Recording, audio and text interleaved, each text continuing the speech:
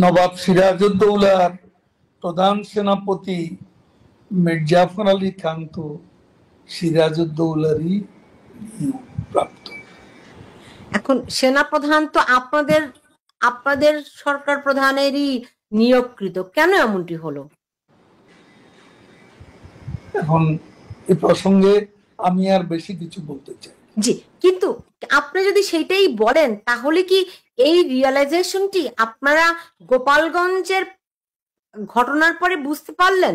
কাদের আপনারা এই সেনাপ্রধান সম্পর্কে যে মূল্যায়নটি এখন আপনি আমাকে দিলেন সেটি কি আপনারা এই গোপালগঞ্জের ঘটনার পরে বুঝতে পেরেছিলেন, নাকি আপনারা ধরেন আমরা মুখ খুলেছি, আমরা সেনাবাহিনী সম্পর্কে কোনো বক্তব্য রাখি, যদিও আমরা দেখেছি তাদের নীরব উপস্থিতির মুখে তাদের নাকের ডগায় 32 নম্বর বুলডোজার দিয়ে ধ্বংস করা হয়েছিল, এবং তাদের উপস্থিতিতে সেদিন যে জঙ্গি হামলা 5ই আগস্টে, সেটাও তাদের নীরব উপস্থিতিতে সংঘটিত হয়েছে।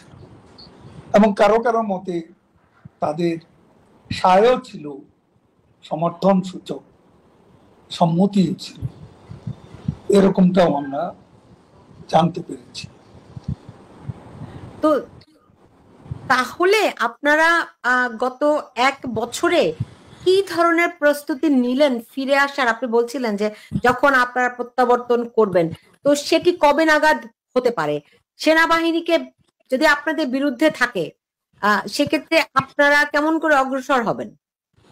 গোটা সেনাবাহিনী আমাদের বিরুদ্ধে, একথা তো আমরা বলি। সেনাবাহিনীর মধ্যে বিভিন্ন সমীকরণ থাকতে পারে। সেনাবাহিনী অ্যাজ এ হোল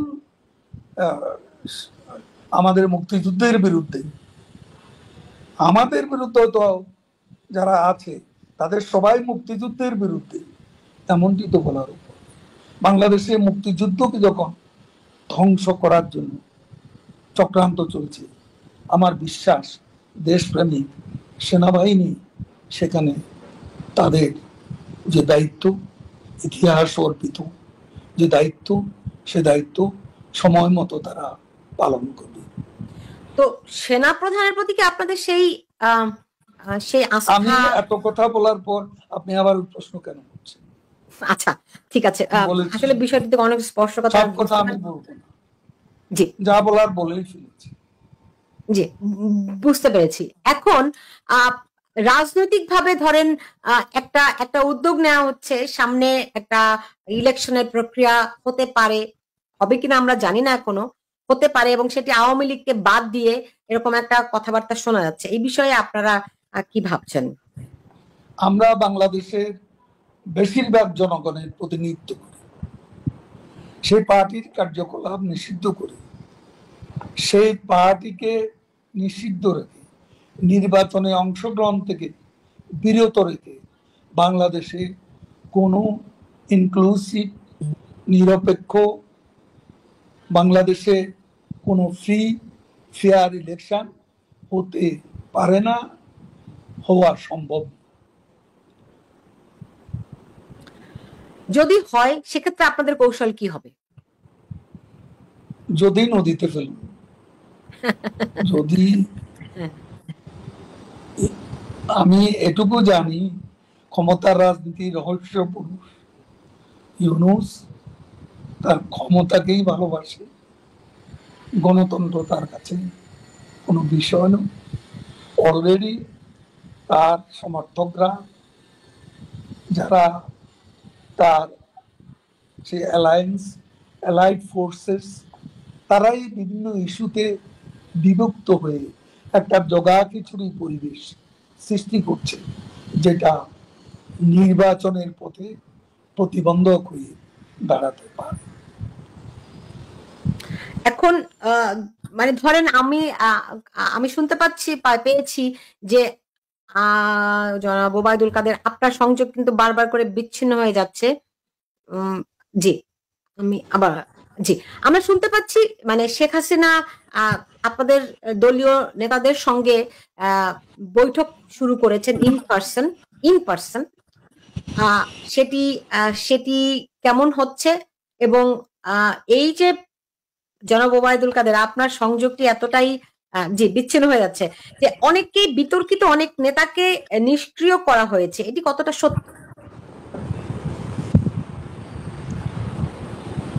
একথা মোটেও সত্য না।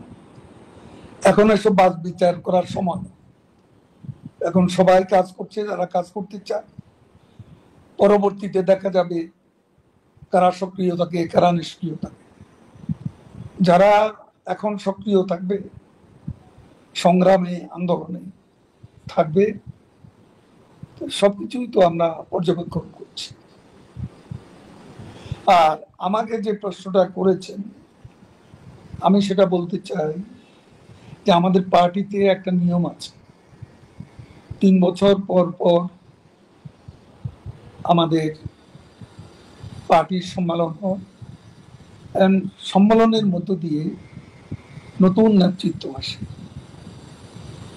আর এই প্রক্রিয়ায় কাউন্সিলরদের সম্মতি নিয়ে আমাদের নেত্রী, আমাদের সভাপতি শেখ হাসিনাই এ ব্যাপারে চূড়ান্ত সিদ্ধান্ত নেন। তবে আমাদের 3 বছর সর্বশেষ আমার 2 টার্মের পর এটা 3rd টার্ম চলছে, এটা শেষ হবে আগামী ডিসেম্বর। এখন ডিসেম্বরে আমরা কোথায় থাকব সেটা আমি জানি না, এবং তখন যদি সম্মেলন করার মতো অবস্থা না থাকে, তখন অন্তর্বর্তী কোনো ব্যবস্থা যদি নেওয়ার দরকার হয় আমাদের নেত্রী প্রয়োজনে নিতে পারে। আমার কোনো পদের প্রতি কোনো মোহ নেই। 3 বার আওয়ামী লীগের সাধারণ সম্পাদক হয়েছে। স্বাধীনতার পর এটা কারো ভাগ্যে জুটেনি। আমি সর্বমোট 18 বছর মন্ত্রী ছিলাম। আওয়ামী লীগ করে এর সৌভাগ্য কারো জুটেছে এমন তো আমার মনে পড়ে না। এরপর কোনো পদের প্রতি আমার কোনো আকাঙ্ক্ষা নেই। আমি এখন দিতে চাই।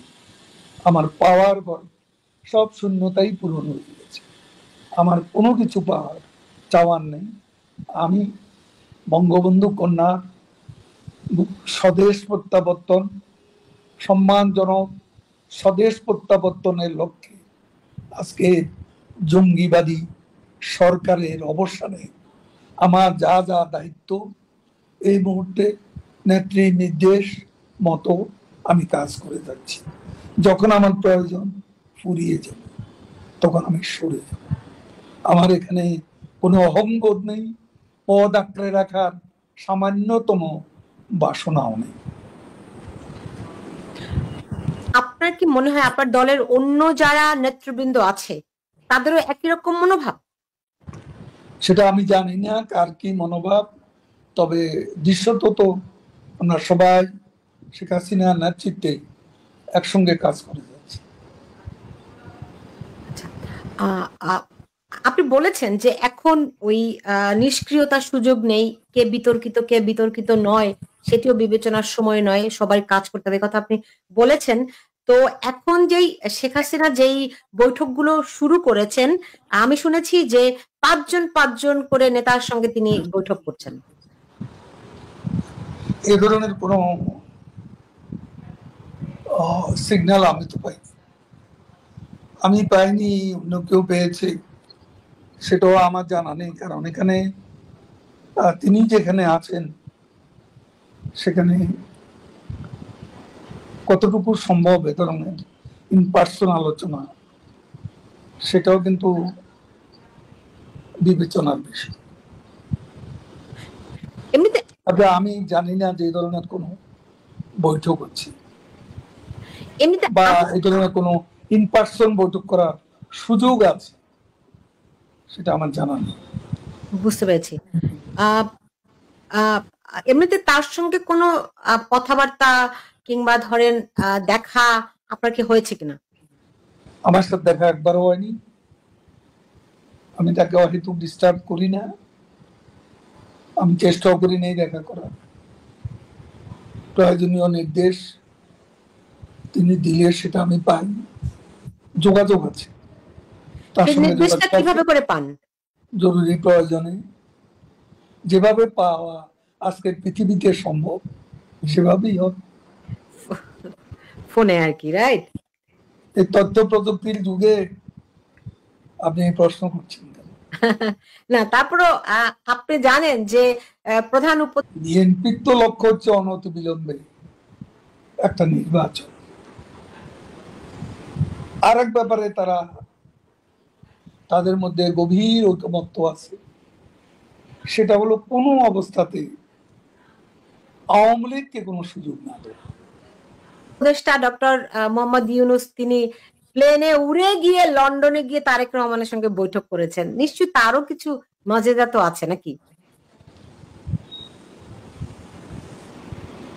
সেটা বৈঠক তো বিএনপির তো লক্ষ্য হচ্ছে অনতিবিলম্বে একটা নির্বাচন। আর এক ব্যাপারে তাদের মধ্যে গভীর ঐকমত্য আছে, সেটা হলো কোনো অবস্থাতে আওয়ামী লীগকে কোনো সুযোগ না দেয়।